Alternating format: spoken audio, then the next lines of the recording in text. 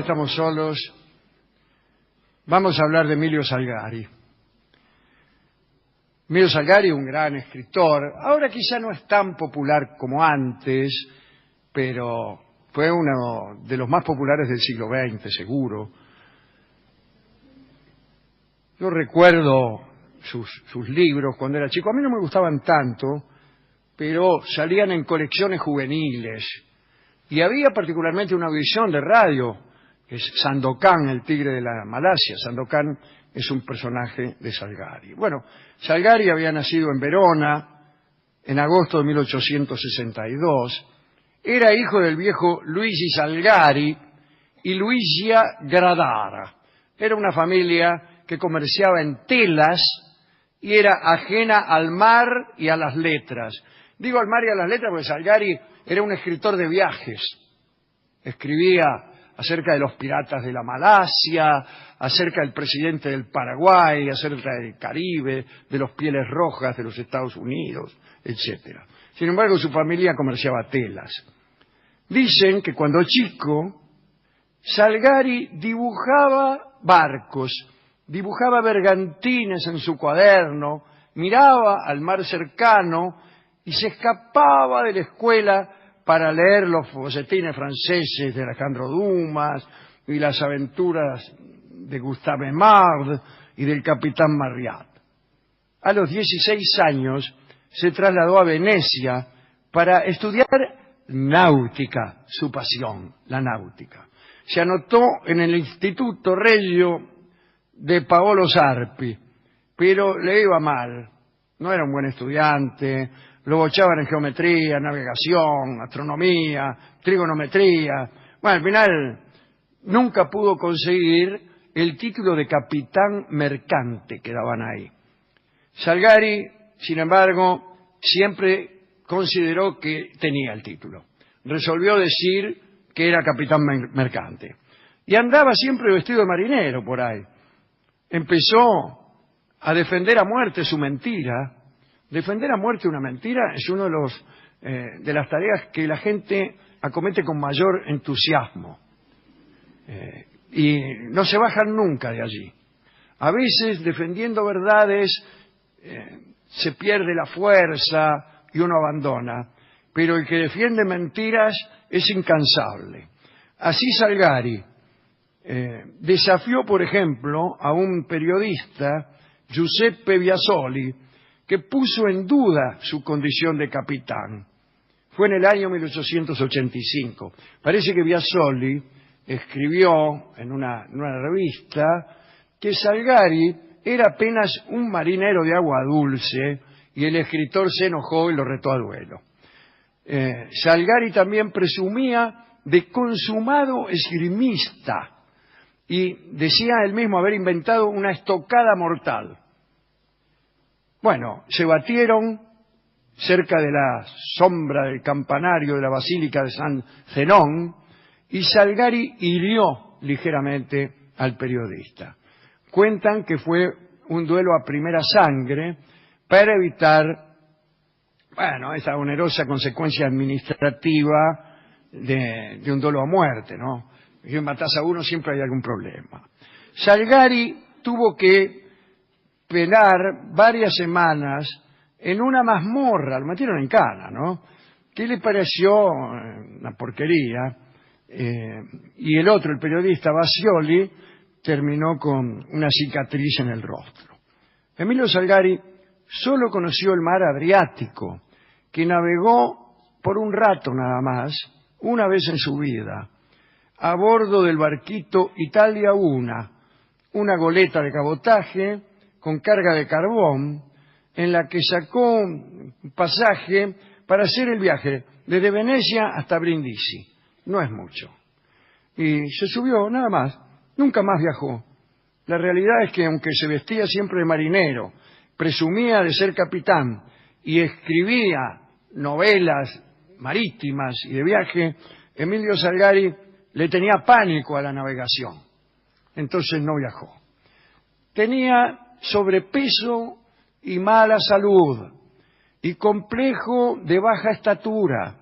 Caminaba siempre con unos tacones altos, que ocultaba entre los dobleces de los pantalones que los llevaba arrastrando. Bebía mucho, siempre andaba con una botella de marsala. No había momento en que no estuviera fumando. Bueno, en 1883 había comenzado sus colaboraciones en la Nuova Arena, un diario de Verona. Salgari publicó sus primeros relatos de piratas en formato de folletín por entregas cuando tenía 21 años. Y se puso de novio con Ida Peruzzi, ¿qué tal?, a la que le decía Aida. Cuenta el cronista que era una morena de rulos y orejas grandes, a quien Salgari escribía cartas presuntuosas en que le contaba que había nacido en una noche de tormenta y que había capeado tempestades en los océanos indomables. Ida Peruzzi era actriz. La pobre chica era portadora de sífilis, alcohólica y, según los médicos, ninfómana. El último punto no perturbaba a Salgari y tampoco lo consideraba una patología. Cuentan que mientras pudieron, supieron divertirse mucho. Eran muy amantes de los placeres carnales. Cuando el marido no lograba contentarla por alguna razón, ella se veía obligada a aplicarse trapos de agua fría en la frente y sollozaba sin parar. Ida sentía debilidad por los soldados en formación y les lanzaba besos desde la ventana de su casa, etc. Salgari e Ida se casaron en 1892, tuvieron 4 hijos, a los que pusieron nombres ajenos a Italia. A la niña la llamaron Fátima y a los varones Nadir, Romero y Omar. En 20 años, Emilio Salgari escribió más de 80 novelas y más de 100 relatos, muchos de ellos con un seudónimo. Les cuento algunos seudónimos de Salgari: Guido Altieri, Guido Landucci, Enrico Bertolini, Pernini, Romero, Emilius, eran seudónimos que elegía Salgari. En realidad, sus libros se vendían muchísimo, pero él se moría de hambre. Y algunos de sus títulos se tiraron más de 100.000 ejemplares, que para la época era una enormidad. El éxito llegó a conocimiento de la Casa Real de Italia, por lo que la reina Margarita le hizo llegar una felicitación y él la correspondió enviándole cada año, mejor dicho, no cada año, cada vez que editaba un nuevo libro, el primer ejemplar. En algún momento fue nombrado caballero. Su jornada de trabajo era más o menos así. Se levantaba, escribía 4 horas sin descanso. A continuación bajaba a un huerto que había en su casa, empezaba a cavar y a podar árboles, mientras construía mentalmente el argumento de lo que iba a escribir a continuación.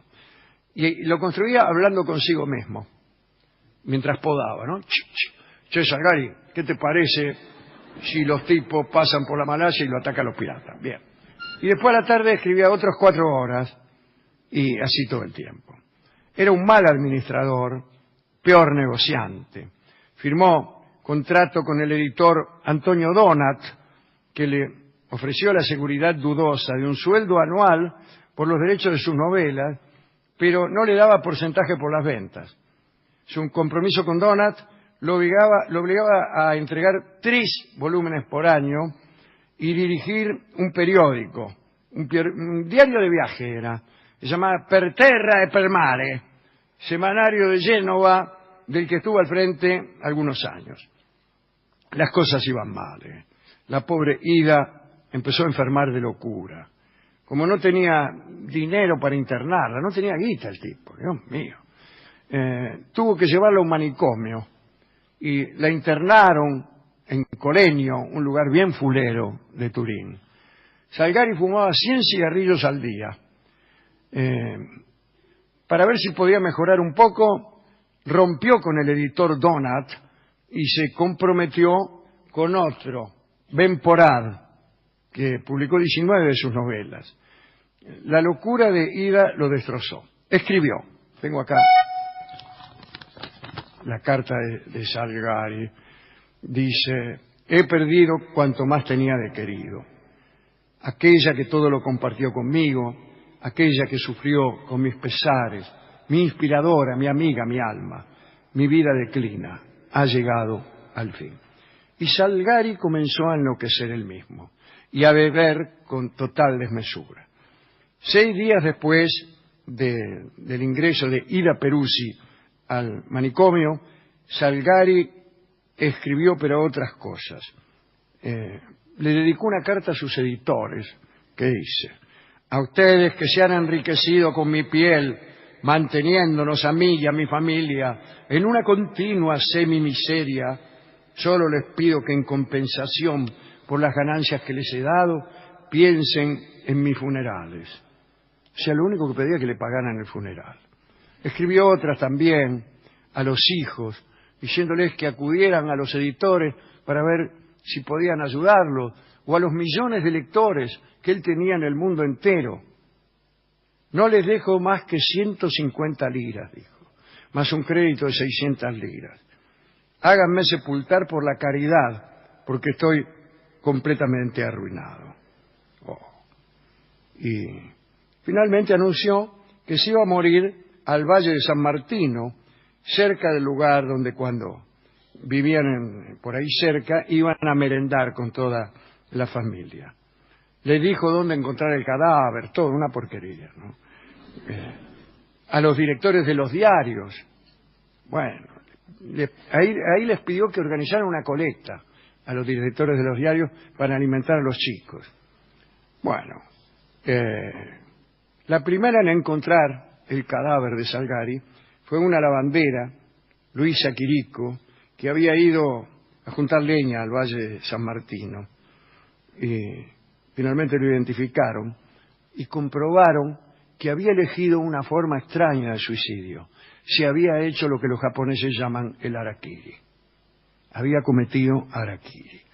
En el Instituto de Medicina Legal, la autopsia del cadáver del capitán fue hecha por Mario Carrara, que se había casado con Paola Lombroso, hija de César Lombroso, aquel que te miraba la cabeza y decía qué clase de criminal eras, ¿no? En los funerales no hubo ninguna autoridad, ni personajes ilustres, pero sí una multitud de jóvenes, estudiantes, obreros y artesanos. Había cerca de ahí una exposición universal de no sé qué, y Salgari tenía 49 años. El editor Ben Porad no lo lloró y casi ni siquiera informó que se había muerto. ¿Por qué razón? No le convenía que la gente supiera que Salgari se había muerto, porque él tenía unos cuantos escritores que seguían escribiendo libros y lo firmaban como Emilio Salgari. Salgari, el tipo que describió la Antártida, Rusia, América del Sur, India, China, las islas del Japón, América del Norte. Al final solo viajó una vez de Venecia a Brindisi. Libros de Salgari, muchísimos. Los Tigres de Montparnasse, y ahí está la saga de Sandokan, ¿no? Está Sandokan con su amigo Yáñez. En el programa de radio no me puedo acordar cómo se llamaba, pero me voy a acordar el actor que hacía de Sandokan, ¿no? Todos esos personajes vivían en una isla ficticia que era Montparnasse y andaba siempre de un lado para otro. Escribió también El Corsario Negro, Los Piratas de la Malasia, El Rey del Mar, La Venganza de Sandokan, La Reconquista de Montparnasse, El Falso Brahman, La Caída de un Imperio, El Desquite de Yáñez, La Reina de los Caribes, Los Corsarios de las Bermudas, El Tesoro del Presidente del Paraguay, y escribió un libro rarísimo que se llama Las Maravillas del Año 2000. Y yo me topé con ese libro siendo niño, en pleno siglo XX, desde luego. Faltaba muchísimo para el año 2000. Y las maravillas del año 2000 ya habían sido alcanzadas. ¿Ah, sí? Ya habían sido alcanzadas. Porque él describía ciudades enormes con edificios de hasta 20 pisos. Ya había, hacía mucho que ya había. Casi en época de él ya había. O sea que aquellas maravillas que él describía, quizá a fines del siglo XIX, posiblemente, principios del XX, eran bagatelas. Eran todas bagatelas, eran cosas que ya hay, automóviles que andaban solos, qué sé yo, pero también esas cosas como cintas que transportaban las tazas de café con leche para el desayuno. Bueno, o sea, ese no era un libro muy bueno. Pero escribió un montón.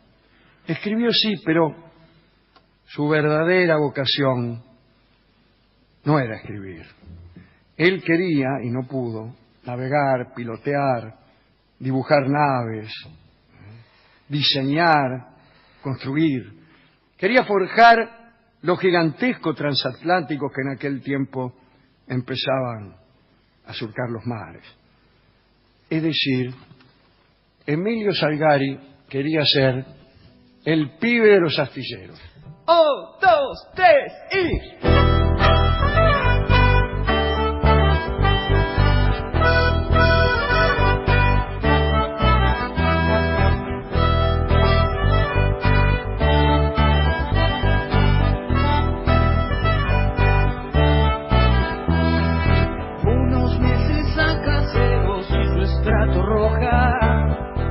Torbellino que hoy suena en la radio, la ceniza no caía desde su cigarro y estaba en sus ojos desarmándose.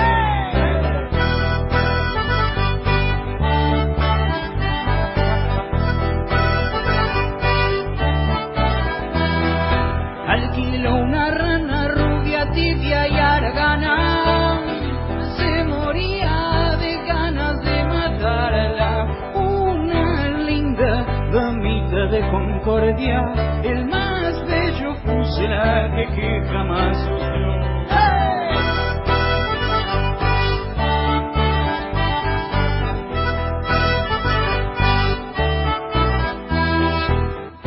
Le hizo un par de promesas imprudentes y así fue que de ella se aburrió.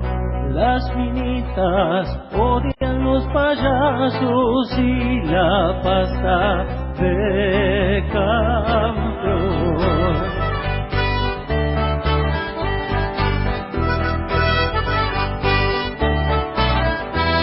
El pibe de los astilleros nunca se rendía, tuvo un palacete por un par de días, rapiñaba montado a los containers, el maldito amor que tanto miedo da.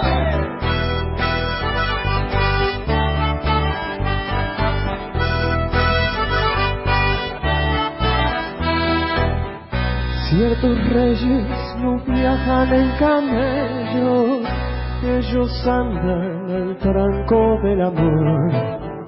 Esos tipos soplan con el viento al rebaño de su